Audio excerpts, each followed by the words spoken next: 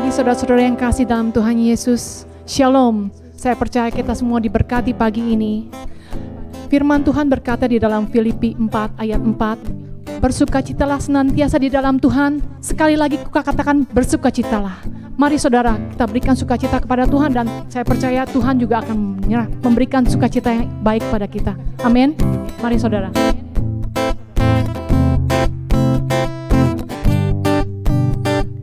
Terima sukacita surga, itulah kekuatan bagi jiwa. Ku dapat rasakan kasih-Nya di tengah badai yang bergelora. Terima sukacita surga, itulah kekuatan bagi jiwa. Ku dapat saksikan kuasa-Nya, taklukkan badai yang bergelora. Haleluya, Kau ada dalam hatiku, takkan patah semangatku, takkan hilang kekuatanku. Haleluya, ku mau bersorak bagimu. Sukacita surga nyata penuhiku. Oh, sukacita. Sukacita surga, itulah kekuatan bagi jiwa. Ku dapat rasakan kasih-Nya di tengah badai yang bergelora. Terima sukacita surga, itulah kekuatan bagi jiwa. Ku dapat rasakan kuasa-Nya, taklukkan badai yang bergelora. Haleluya, Kau ada dalam hatiku, takkan patah semangatku, takkan hilang kekuatanku. Haleluya, ku mau bersorak bagimu. Sukacita surga nyata penuhiku. Oh,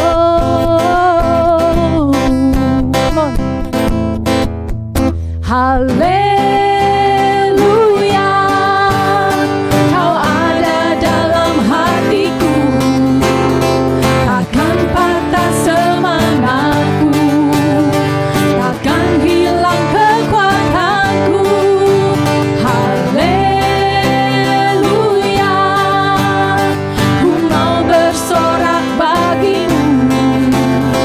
Sukacita surga nyata penuhiku. Sekali lagi katakan haleluya. Haleluya,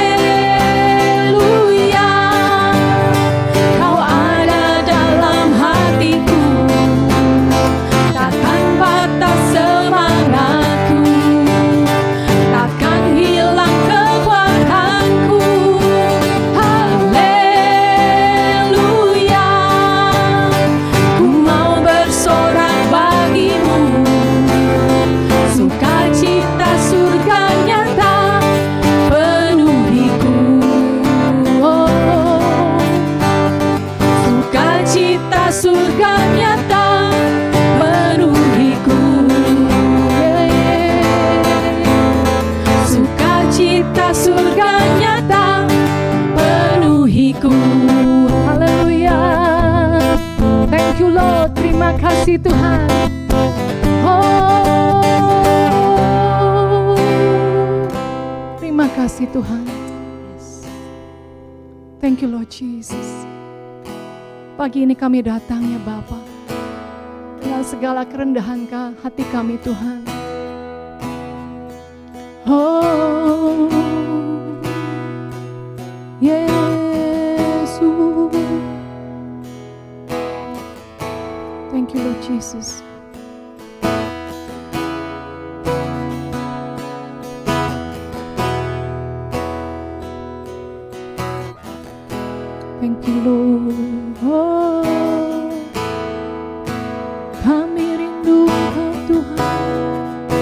mengikut Yesus.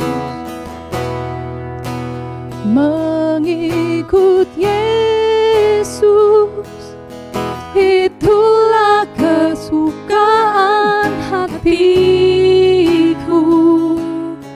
Ku lepas semua hakku untuk mengenal kehendaknya di hidupku. Mengiring Yesus, itulah kekuatan hidupku. Ku yakin anugerahnya mampu jadikanku hamba yang berkenan selalu.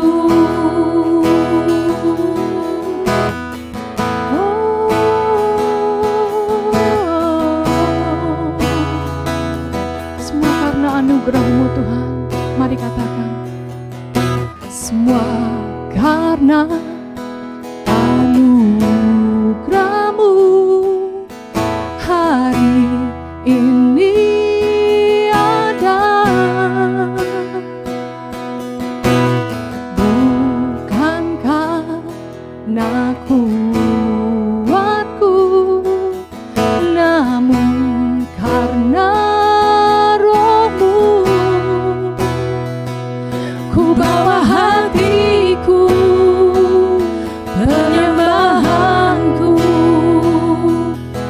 Ku semakin berkurang, Yesus makin bertambah.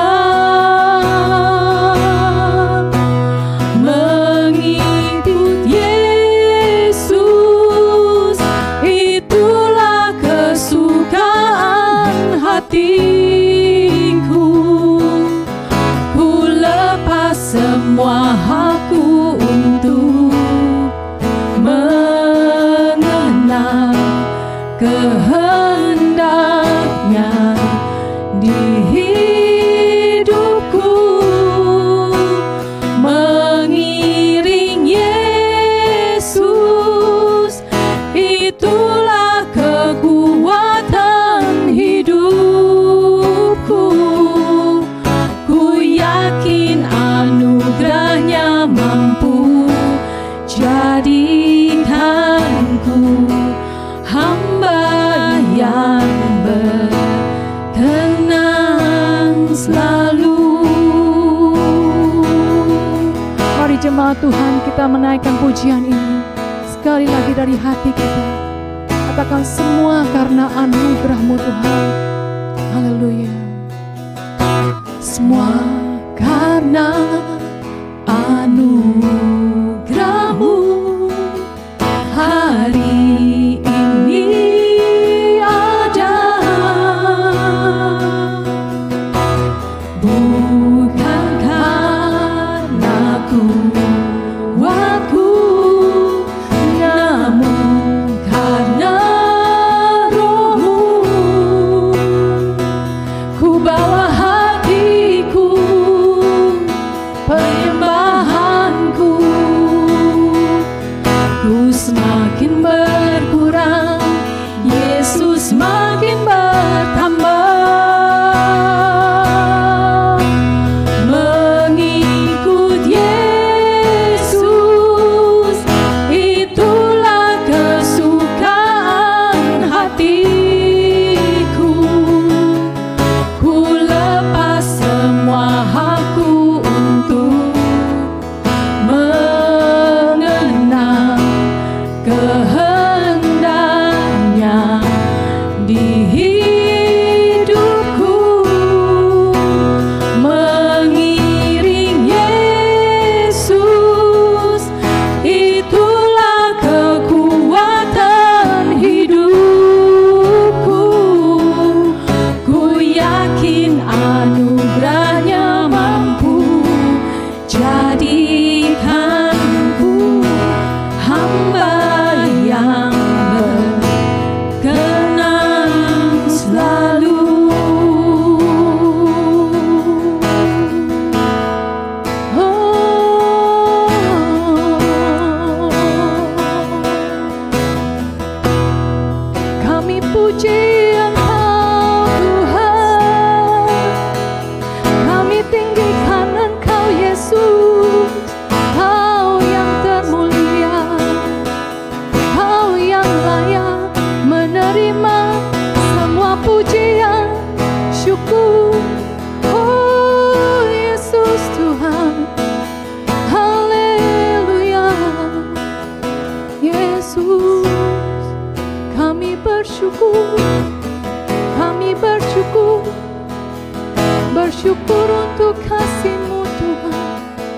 bersyukur untuk kemurahan-Mu Yesus.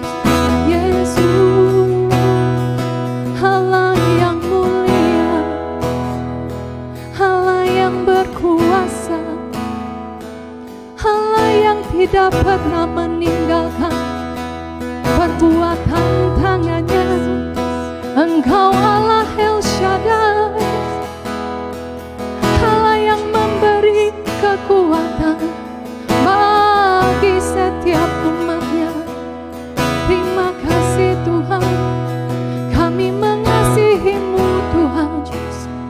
Kami memuliakan-Mu Yesus. Oh Allahku yang kudus, Yesus.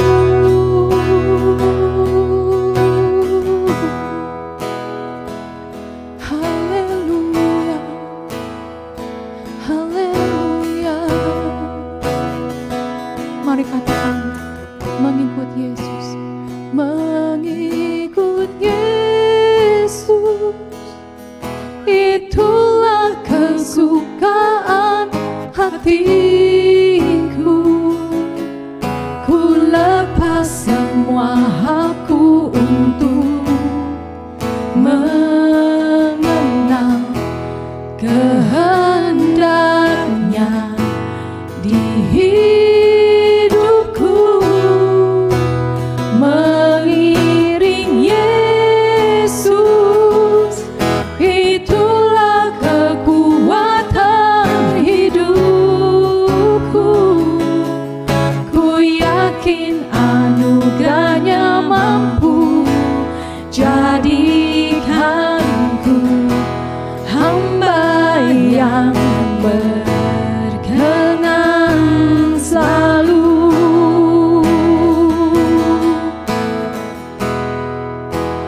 Mengikut Yesus, itulah kesukaan hidupku. Ku lepas semua hakku untuk mengenal kehendaknya di hidupku. Mengiring Yesus, itulah kekuatan hidupku. Ku yakin anugerahnya mampu jadikanku hamba yang berkenan selalu.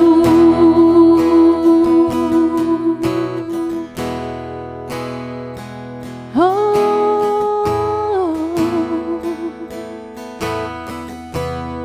terima kasih Tuhan. Haleluya. Terima kasih Bapa. Terima kasih buat kebaikan buat kami Tuhan. Kami percaya Tuhan Kau sudah memberkati kami. Bahkan saat kami memuji memuliakan nama-Mu, hadirat-Mu sudah ada di tengah-tengah kami. Kami bersyukur untuk pagi ini Bapa. Kiranya Engkau beracara Roh Kudus, beracara dalam kehidupan setiap umat-Mu. Semua kami yang ada di tempat kami masing-masing. Allah Roh Kudus bekerja saat kami mempersiapkan hati kami untuk mendengarkan firman-Mu Bapa. Kami percaya kuasa-Mu akan dinyatakan di tengah-tengah kami. Terima kasih Tuhan Yesus. Kami bersyukur untuk pagi ini. Kami siap memuji, memuliakan nama-Mu lewat pendengaran akan firman-Mu Tuhan. Terpuji-pujilah nama-Mu Bapa untuk selama-lamanya dalam kehidupan kami. Kami alaskan jiwa kami ini Tuhan, yang jauh daripada sempurna. Biar kiranya Allah Bapa Roh Kudus sendiri yang menyempurnakannya. Terima kasih Tuhan Yesus. Terima kasih Allah Roh Kudus. Di dalam nama Tuhan Yesus Kristus, kami siap menerima berkat-Mu Bapa. Haleluya, haleluya, amin.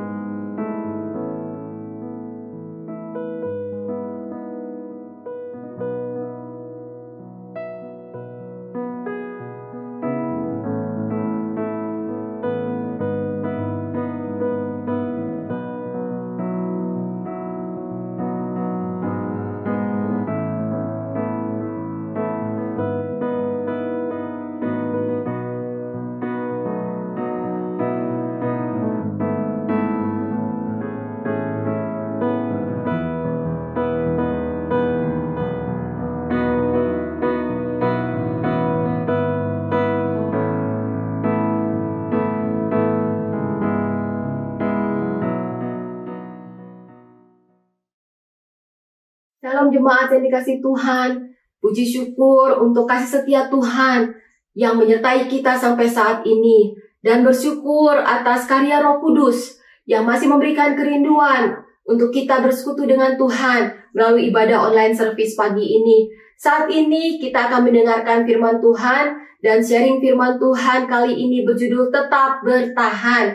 Mari saudara, saya ajak saudara untuk membuka Alkitab saudara dan kita akan melihat dan membaca satu ayat firman Tuhan yang terdapat di dalam Matius 24 ayat 13. Matius 24 ayat 13 mengatakan, tetapi orang yang bertahan sampai pada kesudahannya akan selamat. Sudah dikasih Tuhan, tidak bisa disangka bahwa kita berada dalam tahun di mana dunia sedang digoncang habis-habisan dengan pandemi COVID-19. Dampak dari pandemik ini, saudara, krisis sedang terjadi di mana-mana. Banyak orang mengalami penderitaan, kesusahan hati, bahkan merasakan keputusasaan, saudara. Tidak sedikit juga orang yang harus terpisah dengan orang-orang yang dicintainya. Terpisah karena kematian yang merenggutnya. Dan sampai saat ini kita ketahui bahwa pandemik ini belum bisa diselesaikan dengan baik, saudara. Namun di tengah badai kehidupan yang sehebat apapun yang diizinkan oleh Tuhan yang terjadi di kehidupan saudara dan saya, kita sebagai orang Kristen dipanggil untuk bisa bertahan. Bertahan untuk menjadi pribadi yang tetap beriman dan setia kepada Tuhan. Bertahan untuk menjadi pribadi yang memiliki kesungguhan hati dan kemauan senantiasa mengerjakan keselamatan di hidup kita, yaitu melakukan kehendak Bapa Surgawi di setiap langkah-langkah kita, saudara. Kalau kita bertahan untuk berbuat hal demikian sampai di ujung usia kita, maka Yesus berkata, orang yang bertahan sampai pada kesudahannya akan selamat. Selamat artinya, saudara, kita bebas dari penghukuman kekal. Selamat artinya, saudara, kita menjadi pribadi-pribadi yang siap masuk dalam kekekalan bersama dengan Yesus Kristus di dalam kerajaan Allah. Oleh sebab itu, saudara, saya rindu pagi ini saya ingin men-sharingkan dua hal yang penting untuk kita lakukan supaya kita bisa bertahan dan pada akhirnya kita boleh menikmati kemuliaan bersama dengan Tuhan. Mari saudara, hal yang pertama yang harus kita lakukan adalah kita memeriksa hati kita dan diri kita secara konsisten. Kita harus consistently check our hearts.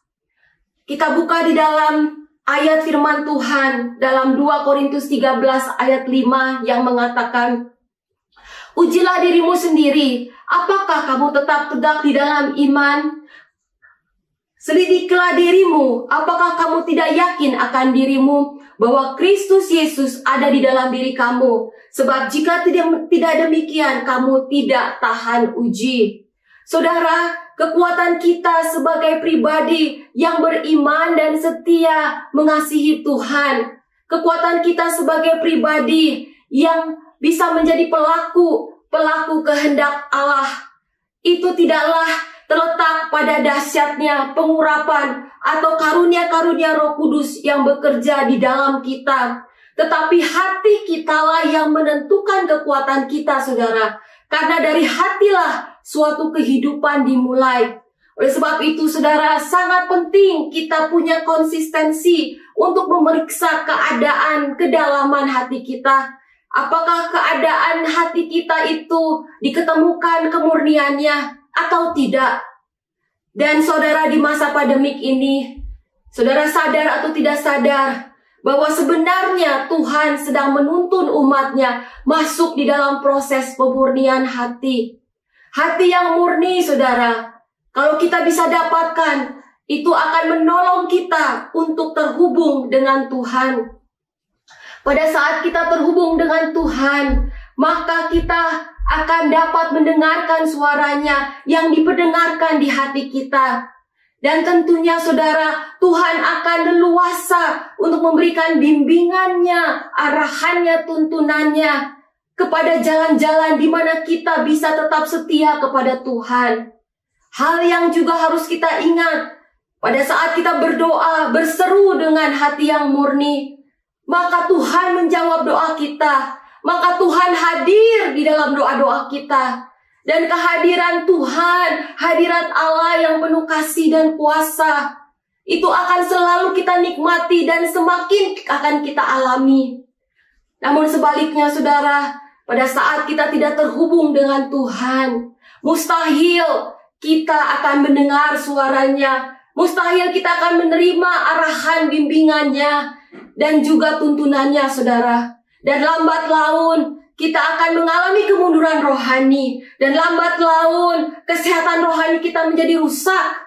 Dan saudara, sebagai manusia yang tidak sempurna, yang penuh dengan keterbatasan, sebagai manusia yang penuh dengan kelemahan, pastinya kita akan memilih pilihan-pilihan di dalam kehidupan kita yang bisa membawa hidup kita kepada jalan yang tersesat.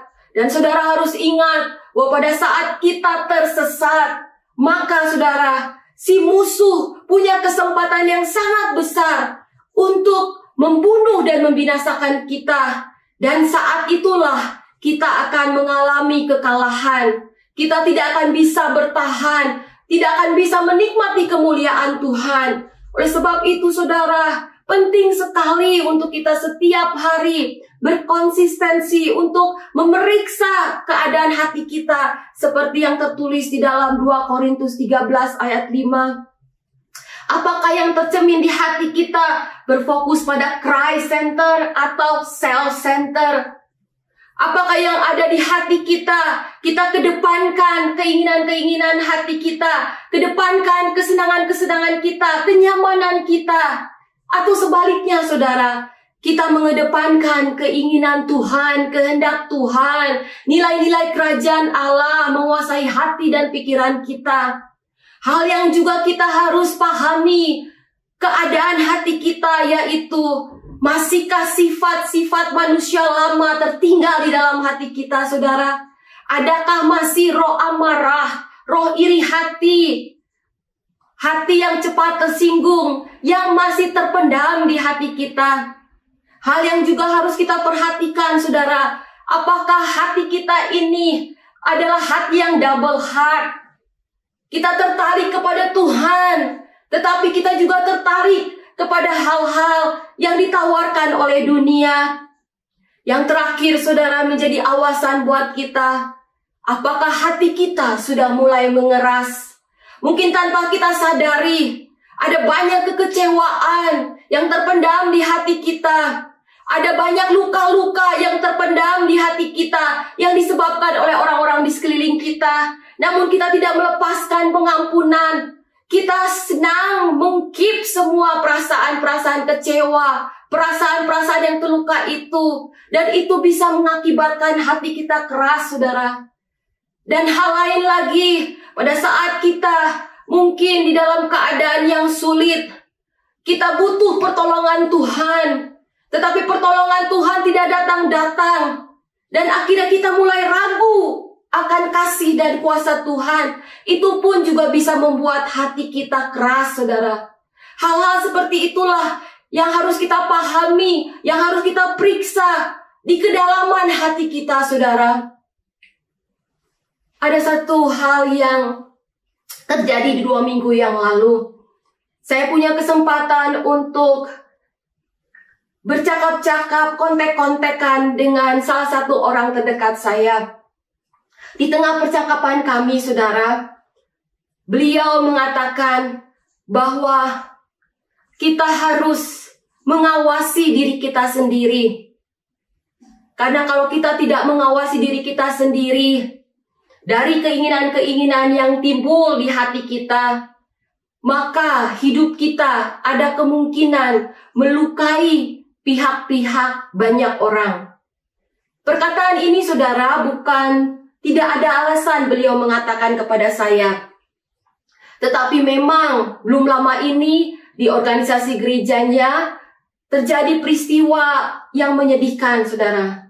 Beliau menceritakan bahwa ada seorang rekan kerjanya yang dipercaya menjadi seorang gembala dari salah satu cabang di mana beliau dan rekan kerja ini sama-sama bernaung di organisasi gerejanya. Dan rekan kerja ini, saudara, rekan kerjanya telah pindah ke organisasi gerejanya yang baru karena mendapatkan fasilitas yang lebih baik, yang mumpuni dari organisasi gerejanya yang lain. Namun saat dia pindah, saudara, dia pindah ke organisasi gerejanya yang lain dengan cara yang kurang menyenangkan, saudara. Dia ikut membawa setengah dari jemaat yang dia pernah gembalakan bersama-sama dia ke organisasi gerejanya yang baru yang ditujunya. Dan peristiwa itu, saudara, membuat jemaat yang ditinggalkannya itu benar-benar discouraged. Bukan cuma pihak-pihak lain terluka, tapi khususnya jemaat yang ditinggalkannya, saudara. Jemaat ini merasa kecewa dan patah semangat untuk datang ke gereja, saudara. Tentunya mengalami kemunduran rohani. Sangat menyedihkan, saudara. Peristiwa ini memberi kesan juga kepada saya bahwa pelayanan sepertinya tidak lagi didasarkan panggilan, tapi pelayanan didasarkan dengan fasilitas. Memang, saudara, di masa-masa pandemik ini, kemurnian pelayanan kita sangat-sangat diuji. Kita akan diuji apakah pelayanan kita berdasarkan panggilan Tuhan, yang kadangkala Tuhan membawa kita melayani seseorang, melayani masyarakat, yang kadang, saudara, di situ tidak ada kelimpahan materi, yang kadang, saudara, dalam pelayanan itu tidak bisa memberikan kenyamanan kepada kita. Ataukah, saudara, satu pelayanan yang dimana kita pikirkan berdasarkan atau kita putuskan hanya berdasarkan fasilitas yang diberi. Oleh sebab itu, saudara, kita perlu benar-benar memperhatikan kemurnian hati kita, kedalaman hati kita. Dan kalau hati kita tidak murni, hati kita mengedepankan self-center, saudara, bukan hanya pihak-pihak lain yang terluka, tapi sebenarnya, saudara, yang dirugikan adalah diri kita sendiri. Dan bahkan kita juga bisa jatuh di dalam dosa. Seperti kisah, saudara mungkin tahu, Yunus, saudara, dia memiliki satu konsep, dia memiliki satu pemahaman sendiri, pandangannya sendiri terhadap God's judgment, terhadap God's grace yang Tuhan limpahkan kepada bangsa Niniwe. Dia seakan tidak rela kalau Tuhan mengampuni bangsa Niniwe. Dan akhirnya, saudara, sikap mempertahankan pemahamannya itu membuat Yunus end up dengan ketidaktaatan. Dia lari, saudara, menjauhkan Tuhan dan pergi ke Tarsis. Dan saat waktu dia pergi ke Tarsis, apa yang terjadi? Kapal yang ditumpangi, saudara, kena dengan badai besar dan angin ribut. Dan itu menghancurkan, hampir kapalnya itu terpukul, saudara. Terpukul hancur. Dan yang terancam nyawanya itu adalah Yunus. Dan juga awak-awak kapal yang ada bersama dengan Yunus. Dan khususnya Yunus, dia bukan hanya dirugikan dirinya sendiri, tetapi juga, saudara, dia end up dengan ketidaktaatan. Dan pada akhirnya dia harus diam di perut ikan yang besar selama 3 hari 3 malam. Kisah Yunus ini, saudara, memberikan satu pemahaman bahwa sesungguhnya apabila kita mengedepankan keinginan-keinginan kita, mengedepankan kesenangan, kenyamanan kita, atau pemikiran-pemikiran kita, pendapat kita, nilai-nilai kita, maka sebenarnya tuh, saudara, berpotensi untuk merugikan diri kita sendiri, berpotensi untuk menjatuhkan kita di dalam dosa. Juga yang lainnya adalah kita bisa melukai pihak-pihak di sekeliling kita. Oleh sebab itu, saudara yang dikasihi Tuhan, memang kita perlu benar-benar memeriksa hati kita, kedalaman hati kita. Namun saudara, untuk memeriksa diri kita sendiri ini, kedalaman hati kita ini tidak mudah, saudara. Diperlukan benar-benar kepekaan. Karena kadang keinginan iblis bisa menyusup di dalam hati kita tanpa kita sadari, saudara. Oleh sebab itu kita betul-betul perlu kepekaan. Keinginan iblis yang kadang menyelusup masuk di hati kita, seperti yang terjadi di peristiwa di dalam Matius 16 ayat 21 sampai 23. Di situ dikisahkan bagaimana Tuhan Yesus sedang menyatakan kepada murid-muridnya bahwa Tuhan Yesus akan menanggung banyak penderitaan. Yesus akan menghadap satu siksaan, dan juga dia harus dibunuh dan dibangkitkan di hari yang ketiga. Tetapi pada waktu Yesus berkata seperti ini, Petrus yang sedang mendengar pernyataan ini, pada akhirnya Petrus menarik Yesus dan dia katakan kepada Yesus dan menegurnya bahwa Tuhan, kiranya Allah menjauhkan hal-hal itu. Hal itu sekali-sekali tak akan menimpa engkau. Namun saudara, waktu Tuhan Yesus ditegur oleh Petrus, apa reaksi Yesus? Yesus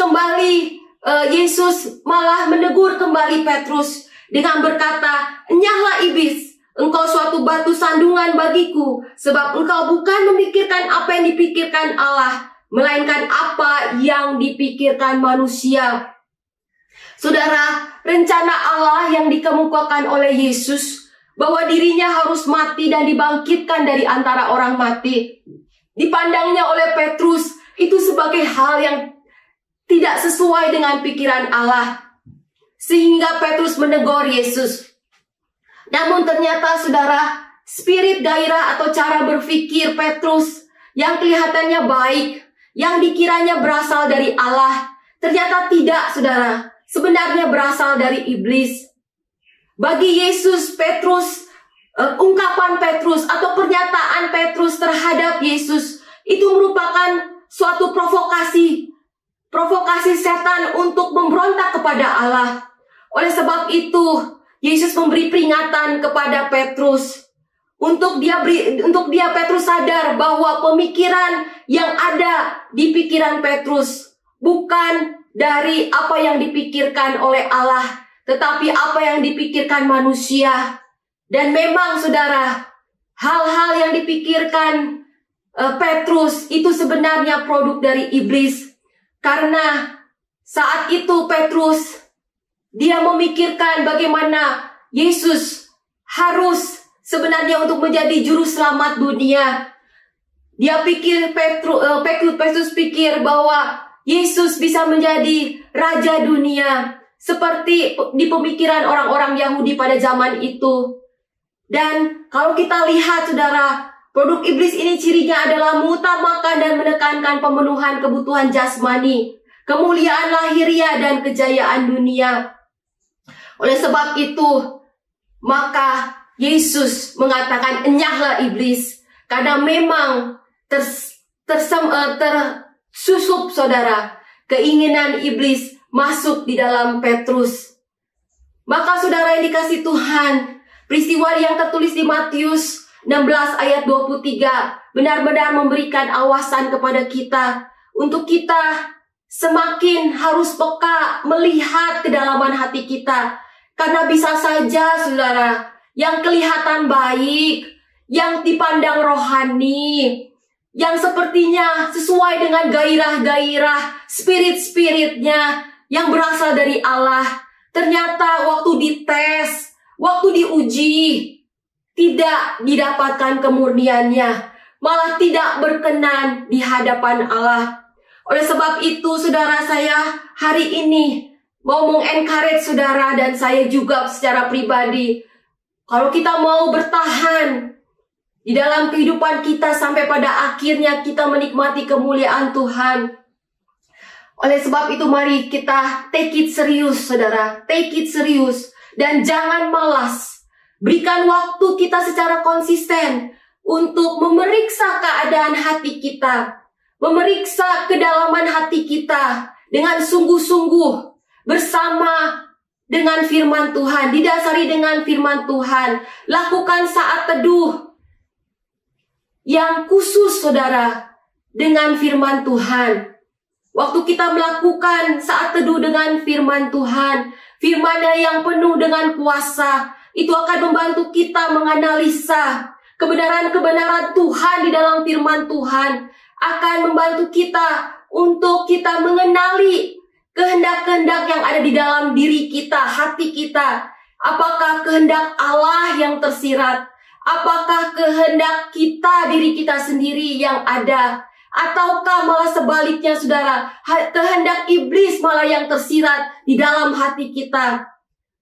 Oleh sebab itu, saudara, mari kita mau komitmen lebih lagi untuk setiap hari punya konsistensi, memeriksa hati kita, bersaat teduh bersama dengan Roh Kudus, bersaat teduh bersama dengan firman Tuhan dan kebenaran-kebenarannya.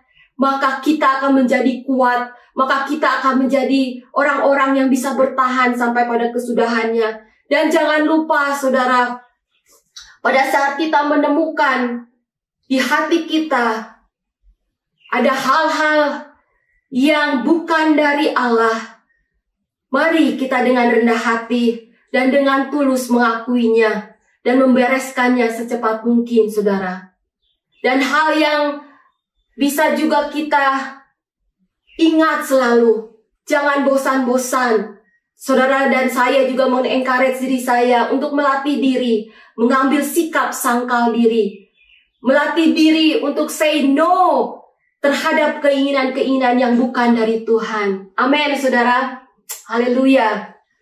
Berikutnya, saudara, kunci yang sangat diperlukan untuk membantu kita bisa tetap bertahan adalah letting Jesus take control. Membiarkan Yesus mengambil alih kendali hidup kita. Mari kita akan membaca ayat firman Tuhan dalam Yohanes 16 ayat 33 yang berbunyi, "Semuanya itu kukatakan kepadamu, supaya kamu beroleh damai sejahtera dalam aku.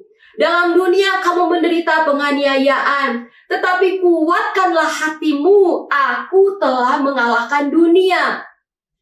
Saudara dikasih Tuhan, semua manusia di dunia ini tak seorang pun bisa menghindar dari beban, dari penderitaan dan dari kematian. Khususnya kita bisa merasakan sekali di masa pandemi COVID-19 ini. Namun saudara, Tuhan Yesus di dalam Yohanes 16 ayat 33 menegaskan bahwa Yesus telah mengalahkan dunia. Yesus sanggup membereskan semua kesulitan yang diberikan dunia kepada manusia. Meskipun dunia memberi beban kepada manusia, namun Tuhan Yesus berkata, "Marilah kepadaku semua yang letih lesu dan berbeban berat. Aku akan memberikan kelegaan kepadamu."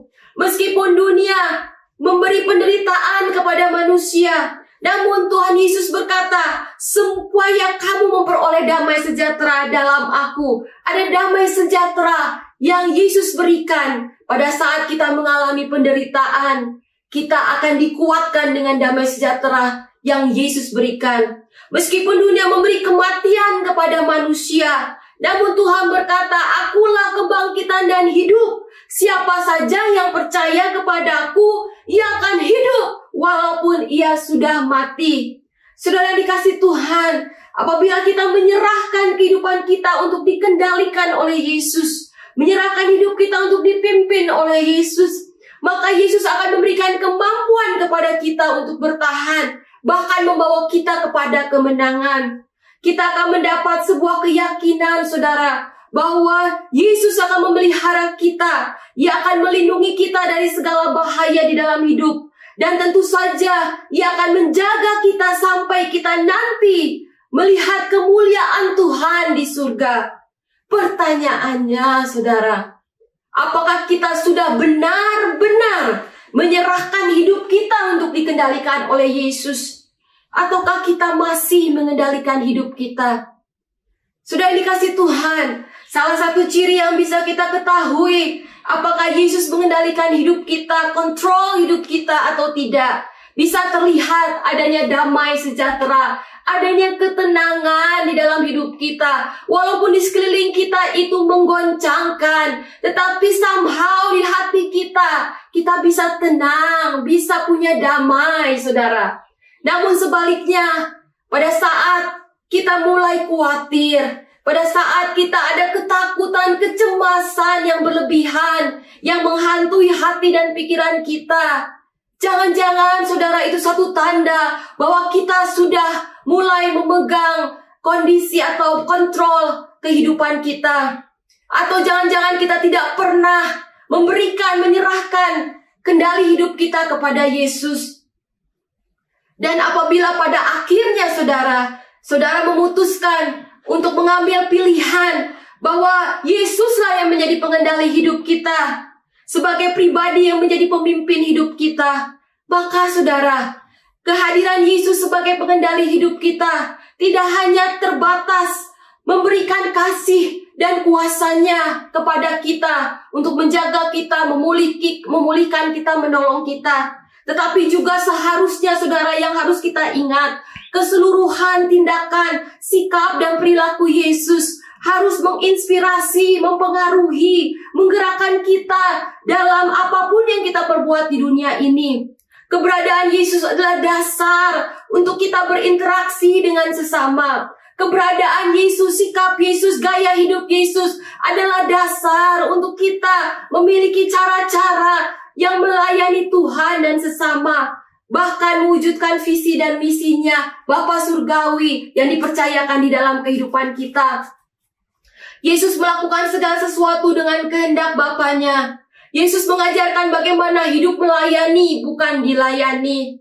Yesus berani menyatakan kebenaran, keadilan, dan kejujuran. Yesus hidup mengasihi dan mengampuni. Bahkan mengampuni orang-orang yang menganiaya dia, menyalibkan dia. Yesus lepaskan pengampunan. Dan Yesus punya desire untuk senantiasa berdoa, mencari wajah Tuhan. Di tengah-tengah hari yang Yesus lakukan, dan di pagi hari yang Yesus lakukan adalah mencari wajah Bapa terlebih dahulu. Dan masih banyak lagi saudara contoh dan teladan Yesus yang dapat kita temukan di Alkitab. Jadi saudara yang dikasihi Tuhan, menjadikan Yesus sebagai pengendali hidup kita, itu punya pengertian, sungguh-sungguh haruslah menjadi gaya hidup, baik untuk pikiran, perasaan, kemauan, yang diimplikasikan dalam ucapan, sikapan, dan tindakan kita. Kita itu semua harus menunjukkan gaya hidup Tuhan Yesus. Dan gaya hidup Yesus yang diimplikasikan dalam hidup kita merupakan suatu kekuatan untuk kita bisa bertahan dari cobaan dan godaan si musuh. Sehingga kita bisa tetap setia di dalam menjalankan panggilannya sampai pada akhirnya kita menikmati kemuliaan Tuhan. Suatu saat saudara, saya saya bekerja sama di perusahaan saya, ada supplier yang sudah cukup lama bekerja sama dengan perusahaan kami. Supplier ini biasanya mengirimkan invoice ke company selalu on time, saudara. Tapi di masa pandemik ini invoice-nya datangnya telat. Karena sudah lumayan invoice-nya banyak yang pending, akhirnya suatu saat saya kontak ke supplier ini untuk menanyakan invoice yang pending itu, saudara. Pemilik perusahaan dari supplier ini akhirnya respon ke saya. Dia cerita, pertama dia kasih tahu bahwa dia adalah seorang pastor. Dan dia memberitahu alasannya mengapa dia pending dan sekian banyak invoice yang tidak dikirimkan ke perusahaan kami, saudara. Alasannya karena kesibukannya bertambah untuk membantu komunitas di sekelilingnya yang terkena dampak pandemik. Sehingga dia sangat fokus untuk membantu komunitasnya, saudara. Karena dia begitu fokus, dia spend dengan waktunya banyak, saudara, untuk membantu komunitasnya yang kesusahan di masa pandemik ini. Sehingga dia tidak fokus menguruskan invoice-nya, saudara. Padahal saudara, waktu dia kirim invoice, sebenarnya dia bisa dapat uang. Saya juga heran ya, itu lumayan invoice-nya, jumlahnya saudara. Tetapi sepertinya dia tidak care saudara. Fokusnya tidak ke sana, sehingga tidak dia luangkan waktu. Malah dia sebaliknya sangat fokus, memberikan tenaga dan waktunya untuk membantu komunitas yang kena dampak pandemik, saudara. Dan sungguh, saudara, hal ini menjadi satu kisah atau satu sharing dari pemilik perusahaan ini, saudara, buat saya. Karena dia juga cerita bahwa dia pun membantu orang-orang yang bukan hanya di Australia, tetapi yang tinggal di negara Asia lainnya. Salah satunya adalah Indonesia, saudara. Dia juga membantu orang-orang, anak-anak yatim yang ada di Indonesia. Dan dia dedikasikan perusahaannya ini, saudara, sebenarnya untuk membantu orang-orang yang membutuhkan. Benar, saudara, kisah ini atau yang di-sharingkan oleh pemilik perusahaan supplier ini, saudara, menguatkan hati saya. Dan saya juga terinspired, saudara, bahwa sungguh, saudara, pemilik perusahaan supplier saya ini, dia mengerjakan apa yang sebenarnya dikerjakan oleh Yesus, saudara. Dia memberikan, dia berkorban tenaga, waktu, dan juga uang, saudara, untuk membantu orang-orang yang kekurangan, untuk berbuat baik kepada orang-orang yang membutuhkan. Sehingga, saudara, apa yang dia jalankan, buat saya inilah satu refleksi. Dia salah satunya ini membuktikan atau memberikan satu pemikiran bahwa pemilik perusahaan ini sedang menjalankan bahwa dia hidupnya dikontrol oleh Yesus. Dia memilih mengikuti gaya hidup Yesus, keteladanan Yesus. Dan ini, saudara, saya percaya hal yang dia lakukan menyenangkan hati Bapa dan memberikan kekuatan kepada orang yang melakukannya. Oleh sebab itu, saudara, pagi ini saya mau mengencourage kita semua untuk menjadikan Yesus sungguh-sungguh sebagai pribadi yang mengendalikan hidup kita, pemimpin hidup kita.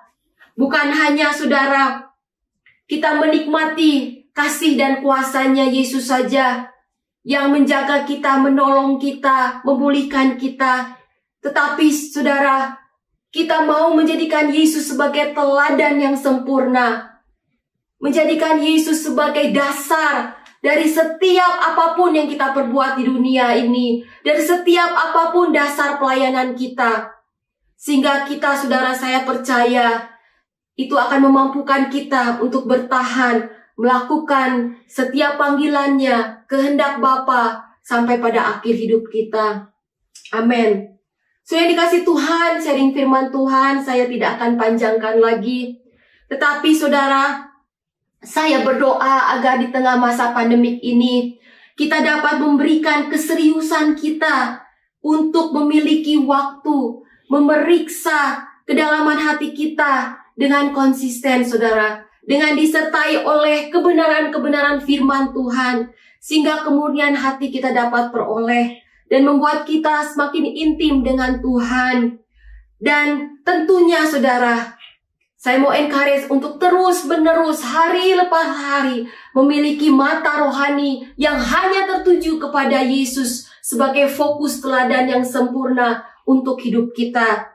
Maka kita pastinya akan memperoleh kekuatan untuk bertahan. Saudara yang dikasih Tuhan, kita mau berdoa dan bersyukur atas firman Tuhan yang kita terima pagi ini. Mari, saudara, saya ajak saudara untuk memejamkan mata, merenungkan firman Tuhan. Biarlah berikan hatimu untuk dituntun oleh Roh Kudus. Membiarkan firman ini masuk sampai ke relung hati kita. Mari, saudara, kita lembutkan hati kita biar firman Tuhan bekerja lebih heran lagi di hidup kita. Haleluya. Terima kasih Bapak. Terima kasih. Thank you so much. Bapak Surgawi, terima kasih untuk kasih setiamu Tuhan sepanjang kehidupan kami. Terima kasih Tuhan untuk firman-Mu di dalam kehidupan kami. Kami bersyukur Tuhan bahwa kami mengenal Engkau Bapa yang baik. Bahwa Engkau adalah Tuhan yang menjadi kekuatan kami Tuhan. Menjadi pengharapan kami. Menjadi penolong kami yang setia. Bersyukur khususnya pada pagi ini. Kami boleh menikmati persekutuan dengan firman-Mu. Kami boleh menerima kabar yang membuat kami kuat Tuhan. Untuk kami bisa bertahan dalam dunia ini. Sampai pada akhirnya kami boleh menikmati kemuliaan dengan Tuhan. Maka oleh sebab itu pagi ini Tuhan, kami minta biarlah Engkau menolong kami. Untuk kami Tuhan bisa punya hati yang murni.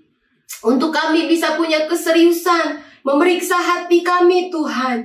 Sehingga hati ini Tuhan hanya ada keinginan-keinginan Engkau. Hati ini Tuhan hanya merefleksikan Engkau saja di dalam kehidupan kami Bapa. Biarlah firman-Mu ini menjadi rema di dalam kehidupan kami sehari-hari. Dan hidup kami terus menjadi berkat bagi sesama kami, bagi kemuliaan demi nama Engkau. Terima kasih Tuhan. Kami bersyukur untuk Engkau yang senantiasa bersama dengan kami Tuhan. Dan tidak tinggalkan kami. Biarlah mata rohani kami ini terus tertuju kepada anak-Mu yang tunggal Yesus Kristus. Menjadikan Yesus sebagai pengendali hidup kami. Menjadikan Yesus sebagai teladan yang sempurna. Untuk kami melakukan segala sesuatu di dalam hidup kami. Untuk kemuliaan nama-Mu. Terima kasih Bapa untuk firman-Mu yang Engkau anugerahkan buat kami pada pagi ini. Bersyukur, bersyukur, bersyukur Tuhan. Terpuji-pujilah akan nama-Mu. Biarlah Roh Kudus senantiasa memberikan desire, memberikan power-Nya untuk kami hidup senantiasa menyenangkan hati-Mu. Terima kasih Bapa Surgawi, terpuji-pujilah akan nama-Mu. Mari saudara yang dikasih Tuhan, kita mau mengangkat tangan kita, kedua belah tangan kita di hadapan hadirat Tuhan pada pagi ini. Biarlah sebagai tangan ini sebagai tanda penyerahan diri kita kepada Tuhan yang penuh kuasa dan kasih kepada kita, pemilik hidup kita, hari lepas hari. Saudaraku, tetaplah berkarya dengan penuh sukacita demi kemuliaan nama Tuhan. Kini angkatlah hati dan pikiranmu kepada Tuhan. Terimalah berkat daripadanya. Kiranya berkat dari Allah Bapa, kasih sukacita dari anaknya Yesus Kristus, serta persekutuan yang manis dari Roh Kudus menyertai kita sekarang dan selama-lamanya. Haleluya. Amin.